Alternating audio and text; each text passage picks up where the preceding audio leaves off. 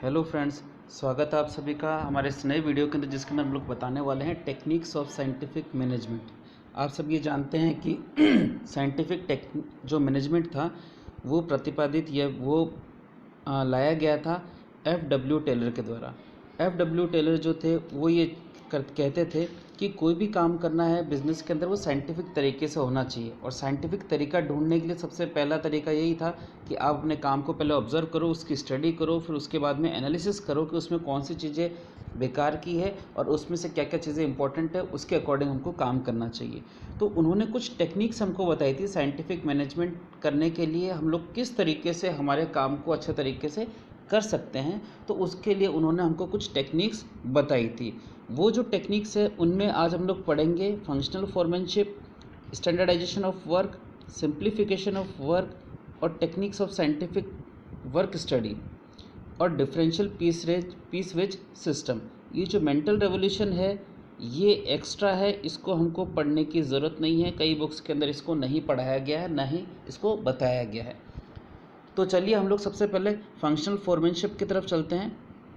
Functional foremanship का मतलब ये है कि आपके जितने भी काम है बिजनेस के अंदर, बिजनेस ऑर्गेनाइजेशन के अंदर, उनको हम लोगों ने क्या किया, फंक्शंस के अकॉर्डिंग हम लोगों ने क्या कर दिया, उनको बांट दिया है।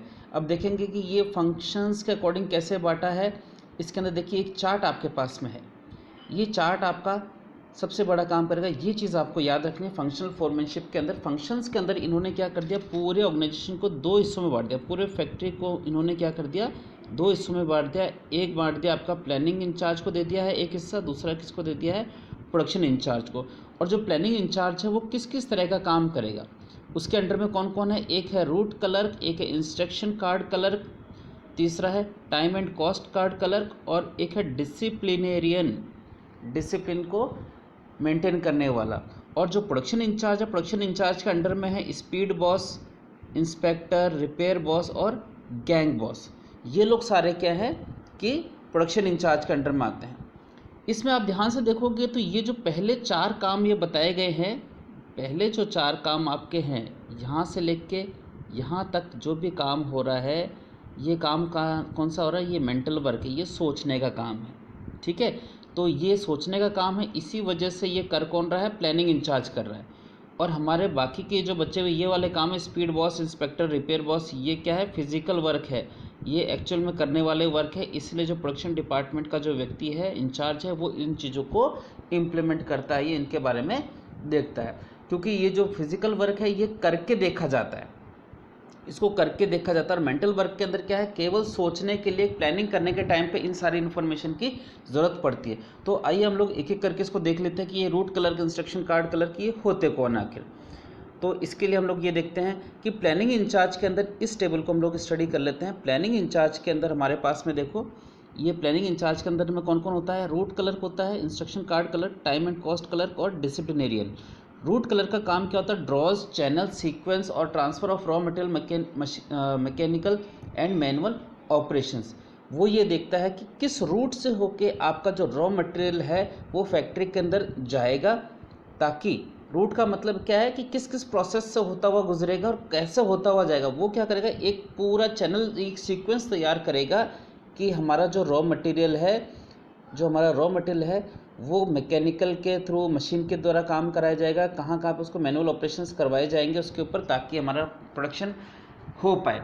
तो ये क्या करेगा, उस सीक्वेंस को बताएगा। रूट कलर का काम क्या होगा, वो सीक्वेंस डिसाइड करेगा, सोचेगा, सीक्वेंस की ऑब्जर्वेशन लेके आएगा, रिपोर्ट लेके आएगा, और उसमें से बताएगा किस तरीके से कौन सा काम करना चाहिए। फॉर एग्जाम्पल, अगर मान लीजिए, जैसे आपने देखा होगा कि जो असेंबली लाइन होती है, कार या फिर कोई भी व्हीकल बनता है, तो एक असेंबली लाइन होती है। असेंबली लाइन के अंदर सबसे पहले, जैसे कार अगर बनाना है तो चैसी के अंदर पहले टायर वगैरह लगाते हैं या इंजन बैठाते हैं, इंजन के बाद में फिर सीट वगैरह, लास्ट में जाके वो लोग टायर वगैरह लगा करके उसको उतारते हैं। तो वो एक एक प्लेटफॉर्म पे जाकर के अपना काम करता है। तो वो क्या, रूट पहले से ही एक उसका तय होता है कि सबसे पहले कौन सा काम किया जाएगा। तो ये जो काम तय करना होता है, ये काम किसका होता है, रूट कलर का।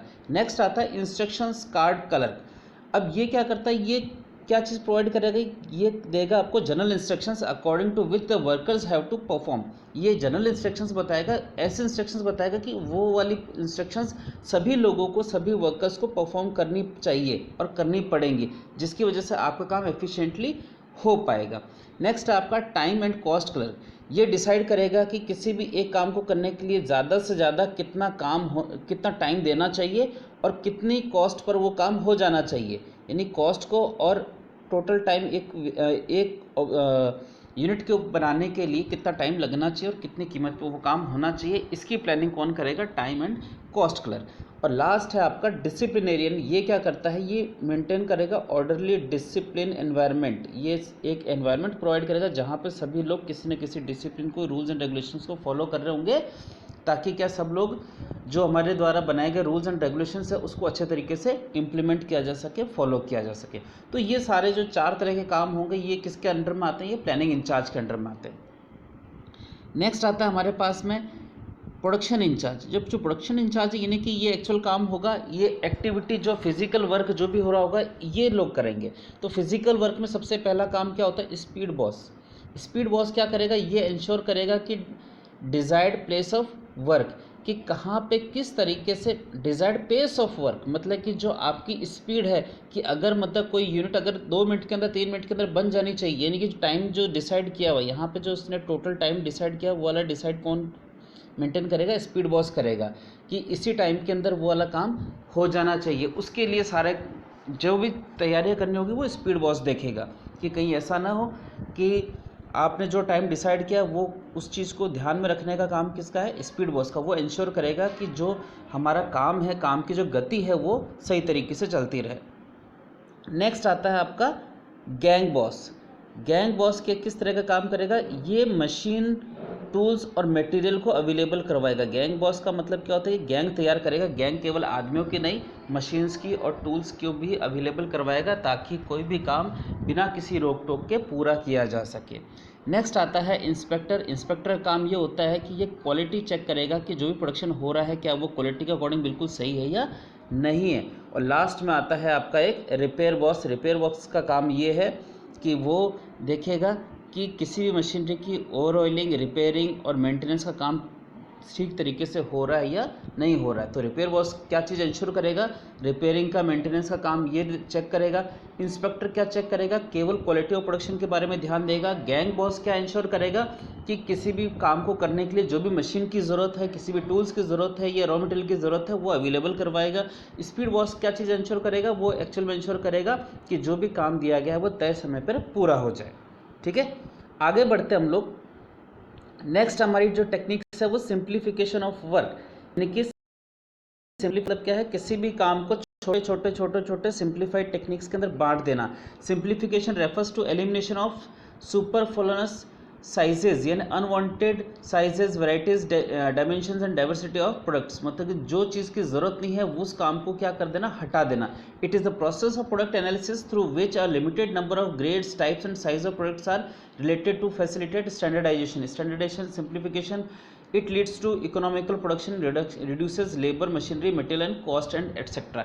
यानी कि सिंप्लीफिकेशन ऑफ वर्क के अंदर क्या है, काम को बिल्कुल सिंप्लीफाई करेगा। सिंप्लीफाई यानी वो स्टैंडर्डाइजेशन करेगा कि यानी मार्केट में जिस स्टैंडर्ड की चीज़ें आ रही है वही चीज़, जैसे मान लीजिए आपकी जो, अगर आप सिंपल सा देखें, अगर आप कोई सामान का देखें तो उसकी पैकिंग अगर मान लीजिए 100 ग्राम में होती है, 250 ग्राम के अंदर होती है, 500 में होती है, 1 kg और 2 kg में होती है या 5 kg में होती है, तो अननेसेसरी उसको 100 ग्राम 200 ग्राम के अंदर में जाने की ज़रूरत नहीं, क्योंकि उसमें जाएगा तो आपके एफर्ट्स लगेंगे लेकिन मार्केट में वो बिकेगा नहीं। ठीक है, तो जो ऑलरेडी स्टैंडर्ड चल रहे हैं उसी स्टैंडर्ड्स को फॉलो करना है। अननेसेसरी साइज़ और शेप को हम लोग क्या करते हैं, एलिमिनेट कर लेते हैं, किसी भी डायमेंशंस को हम लोग एलिमिनेट कर देते हैं। क्लियर है। तो for the simplification process many researches were made to find unnecessary and unwanted movements. तो क्या करते हैं, कई सारी रिसर्च की जाती है, उससे हमको पता लगता है कि कौन कौन सी जो चीज़ें हैं, जो अननेसेसरी जो मूवमेंट्स हैं और अनवांटेड मूवमेंट्स हैं, उनको क्या कर दिया, हटा दिया जाता है। तो ये जैसे कि एग्जांपल दे रखा है, variety of papers are reduced from 2000 to 200। पहले वैरायटी पेपर्स की वैरायटी 2000 वैरायटीज़ हुआ करती थी, जिसको मतलब कि 200 ही वैरायटीज़ के अंदर प्रोडक्शन करना शुरू कर दिया, क्योंकि अगर 1800 वैरायटी को चलाते तो हमारे हो सकता है कि हम लोग पेपर तो बनाते लेकिन वो बिकता नहीं। इसीलिए हम लोग इन चीज़ों को हटाने के लिए क्या करते हैं, सिंप्लीफिकेशन ऑफ वर्क, काम को सिंप्लीफाई कर देते हैं, स्टैंडर्डाइज कर देते हैं। क्लियर है। नेक्स्ट आगे बढ़ते हैं हम लोग। हमारा जो सिंप्लीफिकेशन का ऑब्जेक्टिव क्या होता है, इसका ऑब्जेक्टिव सिर्फ यही है कि avoids unnecessary movements at the actual work place. Unnecessary के जो मूवमेंट्स है उनको क्या कर दिया जाता है, एलिमिनेट कर दिया जाता है यहाँ पे एक्चुअल वर्क प्लेस के ऊपर। दूसरा है reduces the cost of labour, machines and tools as well as increase in the savings. क्योंकि आप मतलब कि लेबर को अननेसेसरी की पैकिंग, अननेसेसरी के डायमेंशंस के काम कराने के लिए आप उसको क्या कर देते हो, मना कर देते हो, तो हमारा क्या होता है, कॉस्ट ऑफ लेबर बच जाती है और हमारा टूल्स भी बचते हैं और प्लस रिसोर्सेज भी बचते हैं, तो हमारी जो सेविंग्स होती है वो बढ़ जाती है। एक और इन्होंने बेनिफिट बताया हुआ कि reduces excess holding of stock. Unnecessary का हमको ज़्यादा स्टॉक वगैरह रखने की ज़रूरत नहीं पड़ती है। Fuller utilisation and equipments of the and turnover, तो हमारी टर्नओवर भी क्या होती है, थोड़ी सी बढ़ जाती है। टर्नओवर का मतलब क्या होता है, हमारा सेल्स। ठीक है। नेक्स्ट आता है standardisation of work. Standardisation of work का मतलब क्या होता है, स्टैंडर्डाइजेशन क्या होता है, सिंप्लीफिकेशन ऑफ वर्क के बाद का दूसरा चरण है। जब आप काम को सिंप्लीफाई कर लेते हो, अनवांटेड चीज़ों को वहाँ से हटा देते हो, तो उसके बाद में चीज़ आती है स्टैंडर्डाइजेशन। मतलब कि जो भी स्टैंडर्ड्स मार्केट के अंदर चल रहे हैं केवल उन्हीं को ही फॉलो करना, उसी के तरीके से हमको काम करना है। यानी standardisation of works mean maximisation of output through the use of standard tools and equipments, methods, machines, competencies of workers, time, speed, process and working conditions. ये जो स्टैंडर्डाइजेशन है ये केवल किसी एक प्रोडक्ट से रिलेटेड स्टैंडर्ड से मतलब नहीं है। इसके अंदर ये कह रहा है कि स्टैंडर्ड टूल्स का यूटिलाइजेशन होना चाहिए, स्टैंडर्ड लोग होने चाहिए, प्रॉपर तरीके से लोग होने चाहिए, इक्विपमेंट भी प्रॉपर होना चाहिए, लोग भी प्रॉपर होने चाहिए, कंपिटेंसी उनकी होनी चाहिए, यानी कि वो उस काम को करने के लायक होने चाहिए, तभी वो टाइम से, उनकी स्पीड भी जो चाहिए वही होनी चाहिए, जिससे क्या है कि हमारा काम जो है वो स्टैंडर्डाइज तरीके से हो जाए। It means the establishment of standard norms, size, types, qualities, weights, measures etcetera. ये सारी चीज़ें इन्होंने कह दी है। इसका ऑब्जेक्टिव क्या होता है, बेनिफिट्स क्या होता है स्टैंडर्ड्स का, कि prescribed fix type and size feature of product. जो प्रोडक्ट्स है, ये जो स्टैंडर्डाइजेशन है ये क्या रिलेटेड किससे करता है, प्रोडक्ट से रिलेटेड करता है। ठीक है। तो हमारा जो फिक्स टाइप और साइज़ का प्रोडक्ट तैयार होता है, ले standards of excellence and quality in minerals materials, मतलब कि हमारे जो काम एक्सीलेंट तरीके से होता है और उसकी क्वालिटी भी इंप्रूव हो जाती है। Decide standard of performance of man and machine. ये क्या करता है, स्टैंडर्ड किसकी डिसाइड करता है, performance of man and machines. यानी स्टैंडर्ड मशीन को आप यूज़ करोगे और स्टैंडर्ड टूल्स को यूज़ करोगे तभी आपका काम स्टैंडर्ड तरीके से पूरा हो पाएगा। Interchangeability of manufactured parts and products. तो मैन्युफैक्चर्ड पार्ट्स और प्रोडक्ट्स को क्या कर सकते हैं, आसानी से हम लोग क्या कर सकते हैं, इंटरचेंज कर सकते हैं। जैसे मान लीजिए अगर आप घर में आपके ट्यूबलाइट है, तो अगर आपने मान लीजिए फ़िलिप्स की ट्यूबलाइट रखी है, तो ज़रूरी थोड़ी उसके अंदर फ़िलिप्स की ही उसमें रॉड लगेगी। उसमें हो सकता है आप बजाज की भी लगा सकते हैं, दूसरों की भी लगा सकते हैं, क्योंकि उसका शेप और साइज़ क्या है, स्टैंडर्ड है। ठीक है। आपके घरों में जो लाइट बल्ब के लिए होल्डर लगे हुए हैं, उस होल्डर के अंदर किसी भी कंपनी का बल्ब लग सकता है, क्योंकि वो स्टैंडर्ड शेप और साइज़ है, इसीलिए। ठीक है। तो इंटरचेंज हम लोग आसानी से कर सकते हैं अगर स्टैंडर्डाइज्ड होगा तो हमारा काम। नेक्स्ट होता है हमारा techniques of scientific work study. ये टेक्निक्स जो है यहाँ पे एक ही टॉपिक के अंदर इन्होंने बता दिया है, लेकिन कई बुक्स के अंदर इसको अलग अलग तरीके से बताया गया, अलग अलग पॉइंट्स बना करके भी बताया गया है। तो techniques of scientific work study मतलब साइंटिफिक वर्क की स्टडी करने के लिए क्या क्या टेक्निक्स है, मतलब काम की स्टडी करने के लिए किस किस तरह की टेक्निक्स है। सबसे पहला है मेथड स्टडी। इसको समझना है। मेथड स्टडी का मतलब किसी भी काम को करने का क्या मेथड होना चाहिए, उसकी स्टडी को हम लोग क्या बोलते हैं, मेथड स्टडी। बहुत सिंपल है, बहुत ईजी। मेथड स्टडी का मतलब किसी भी काम को करने का क्या मेथड होना चाहिए, उससे रिलेटेड जितनी भी स्टडी होगी उसको हम लोग मेथड स्टडी कहेंगे। नेक्स्ट आता है हमारा मोशन स्टडी। मोशन स्टडी का मतलब ये होता है कि motion study explains the movement of operations. मतलब जब भी कोई काम किया जा रहा है तो उस वक्त जो एम्प्लॉयज़ है उनके जो हाथ पैर की जो मूवमेंट्स है, लिम्स की मूवमेंट है, उनको मतलब कि स्टडी किया जाता है। स्टडी करने के बाद में क्या किया जाता है कि जो भी अननेसेसरी मूवमेंट्स है उन अननेसेसरी मूवमेंट्स को वहाँ से हटाने की कोशिश की जाती है। ठीक है। तो जो मेथड्स, ये मोशंस बताता है कि किस किस तरह के आप मतलब कि एक्शन कर सकते हैं, अलाउ है, उसी तरीके मोशंस उसके मशीन के ऊपर होने चाहिए, आपकी पोजीशंस होनी चाहिए, किस तरह के पोस्चर्स आप वहाँ पे यूज़ कर सकते हैं और किसी भी काम को करने के लिए। For example, Taylor and his associate Frank B. Gilbreth were able to reduce motions in the brick layering from 18 to 5 by using stopwatches, various symbols and colors to identify productive, incidental, going to stores and unproductive motions। यानी कि इन्होंने निशान को use किया कि ये वाला जो निशान वाली चीज़ें हैं यही मतलब कि आगे जाएंगी, बाकी इस निशान वाली चीज़ें यहाँ आगे नहीं जाएगी, ख़राब है, कुछ भी, वो उनके वो था, सिंबल्स थे। ठीक है, इसकी वजह से क्या है, अननेसेसरी, जैसे मान लीजिए अगर आपके पास में सामान का ढेर पड़ा हुआ, अगर आपको कोई पता नहीं है, कुछ स्टैंडर्डाइजेशन नहीं कर रखी, उसके ऊपर मार्किंग नहीं कर रखी, तो आप सारे सामान को आगे वाले स्टेप पे ले जा सकते हो। तो उसके अंदर कोई ना कोई निशान लगाना, ताकि क्या है कि जो एफर्ट्स है सारे सामान को आगे शिफ्ट करने का और फिर उसमें से अननेसेसरी चीज़ों को वापस लेके आने का, वो उसमें से एलिमिनेट हो जाता है। ठीक है, नेक्स्ट आता है हमारा टाइम स्टडी। इस टाइम स्टडी के अंदर क्या होता है, किसी भी काम को कितने समय में पूरा करना चाहिए। तो बार बार एक ही काम को करते हैं तो हम लोग स्टडी करके ये बता सकते हैं कि किसी एक खास काम को हमको कितने समय में पूरा करना चाहिए, तो उसकी जो स्टडी होती है वो कहलाती है आपकी टाइम स्टडी, कि कितने समय पे वो काम किया जाना चाहिए। नेक्स्ट आता है आपका ये फैटिग स्टडी। फैटिग स्टडी का मतलब होता है, फैटिग का मतलब होता है थकान, फैटिग का मतलब होता है थकान, कि कितने देर तक काम करने के बाद में आदमी थक जाता है, जिसकी वजह से उसको कितनी देर का रेस्ट देना चाहिए। तो फैटिग स्टडी करने के बाद में मतलब कि ये तय किया जाता है कि बीच बीच में कितनी देर का गैप दिया जाना चाहिए, कि लेबर कितनी देर में थक जाती है तो उस टाइम के बाद में क्या उसको कितनी देर का ब्रेक देना चाहिए। तो ये जो स्टडीज़ है ये रिलेट होती है, it is related to fatigue, यानी कि थकावट से रिलेटेड है कि कितनी देर में कोई व्यक्ति थकता है। और इस स्टडी के बाद ही हम लोग ये डिसाइड कर पाते हैं कि कितनी देर बाद में और कितनी देर समय तक का उनको ब्रेक मिलना चाहिए। ठीक है, नेक्स्ट आता है differential piece wage system. Differential piece wage system, differential piece wage system का मतलब ये है कि अलग, वेज मतलब होता है लेबर को तनख्वाह देना, तनख्वाह मतलब कि दिन का जो दिहाड़ी, जो एक पर डे जो रेट होती है वो, अगर कोई अच्छा काम करता है उसको ज़्यादा पैसा देना, जो अच्छे से क्वालिटी वर्क नहीं कर रहा है तो उसको थोड़ा कम पैसा देना, जो मतलब कि जिसके परफॉर्मेंस पुअर है या अच्छे से काम नहीं कर पा रहा है उसको और भी कम रेट देना। मतलब हर व्यक्ति की कैटेगरी बना करके उसके अकॉर्डिंग उसको अलग अलग रेट से पेमेंट देने को ही हम लोग डिफरेंशियल पीस वेज सिस्टम कहते हैं।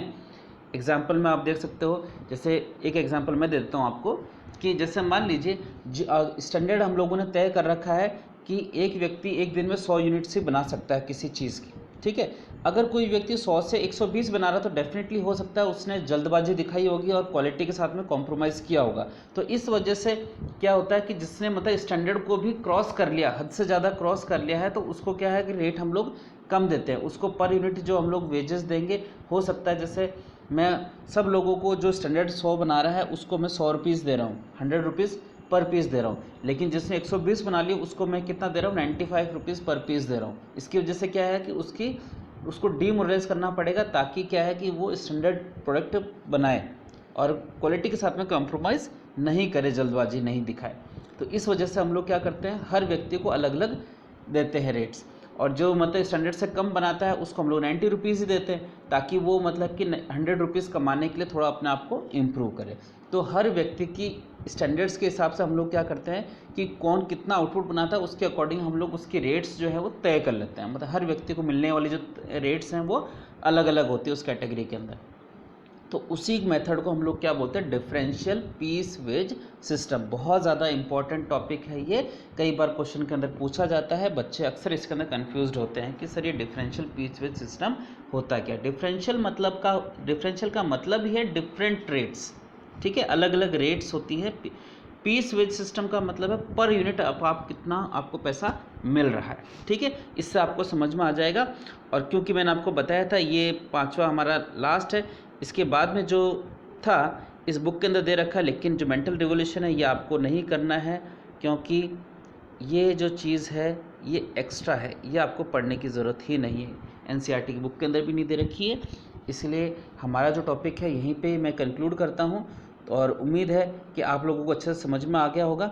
ठीक है, थैंक यू वेरी मच।